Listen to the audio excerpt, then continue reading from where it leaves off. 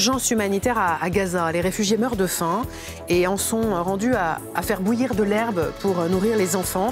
La Jordanie et la France ont largué des vivres hier depuis des avions.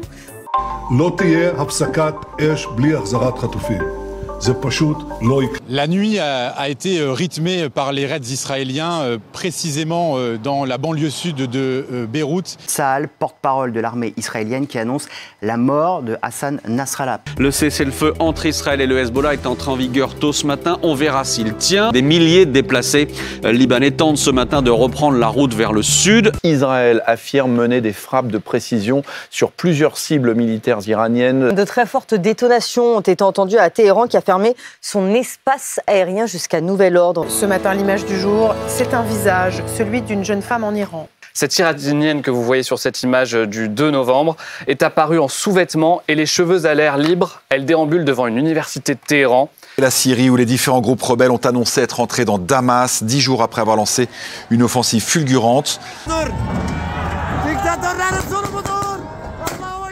Le président syrien déchu est lui réfugié depuis quelques heures à Moscou.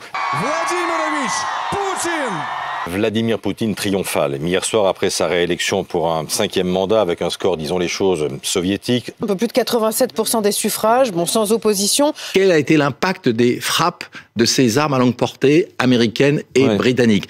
Et la menace de Vladimir Poutine. Le président russe a prononcé une allocution glaçante hier soir. Comme nous l'avons souligné à plusieurs reprises, le conflit régional en Ukraine a pris les éléments d'un conflit à caractère mondial. On apprend que Joe Biden, le président américain, ne sera pas candidat à sa réélection. Le président donc de 81 ans qui décide d'abandonner la course à la présidentielle américaine. Take a look at what happened. Aux États-Unis, Donald Trump a été évacué de son meeting de campagne après que des coups de feu ont été tirés. Donald Trump will become the 47th president of the United States. C'est une victoire large. On est à 2 doigts d'un triomphe ce matin pour Donald Trump. C'est une victoire totale. Je veux remercier le peuple américain de m'avoir élu 47e président des États-Unis.